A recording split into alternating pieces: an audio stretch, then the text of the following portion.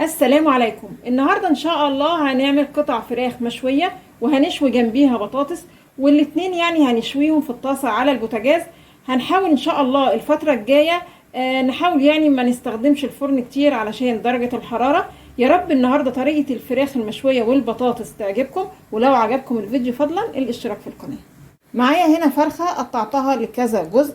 تعالوا بقى نشوف هنعمل ايه. اول حاجة هجيب معايا كده بصلاية متوسطة، طماطمايه، نص قرن فلفل الوان، والاحسن يكون احمر يعني علشان يدي لون معانا للفراخ، ودول 5 6 فصوص توم كبار. هاخدهم كده مع بعض واهرسهم كويس قوي بالكب.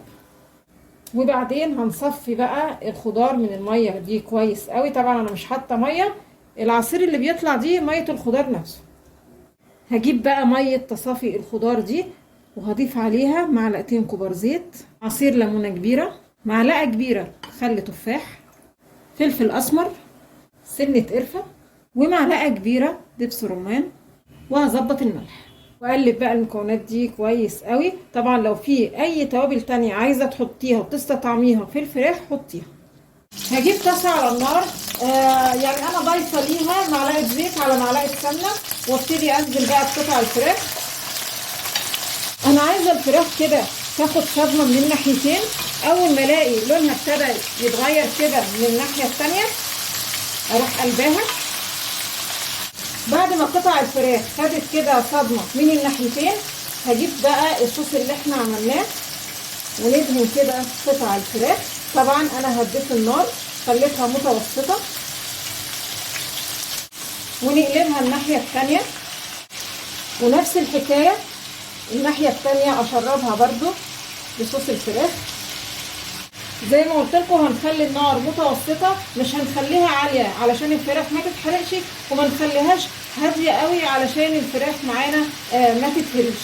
هغطي بقى الطاسة وكل شوية كده اجي اشوفها استوت ولا لا. لو ما استوتش اديها كده لمعة بالصوص اللي احنا عملناه لحد ما تستوي خالص. وما تقلقيش خالص ان شاء الله شويه الصوص اللي احنا عملناهم دول هيسووا لنا الفرخه. ما تفكريش يعني تحطي ميه ولا اي حاجه، لانك لو حطيتي ميه هتبقى معاكي فراخ مسلوقه. احنا عايزينها فراخ مشويه. خلاص الفراخ استوت، ما حطيتش فيها ولا نقطه ميه. حتى صوص الفراخ اللي بنسقسق بيه يعني الفراخ فاض منه حبه كمان. كده خلاص اتشوت. طبعا كل شويه كنت باجي اقلبها الناحيه الثانيه واديها دهنه من الصوص. هشيل بقى الفراخ.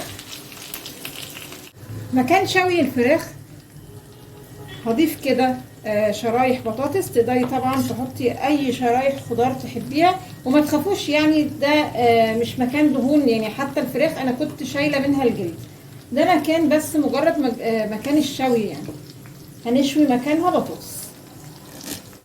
واللي عملناه في الفراخ هنعمله مع البطاطس، وهندي بقى كده دهنه الصوص بتاعنا الجميل. وده الشكل النهائي. والفراخ والبطاطس كده سخنين هديهم رشة زعتر، بتدي رشة الزعتر دي طعم جميل جدا. تعالوا بقى نشوف النتيجة.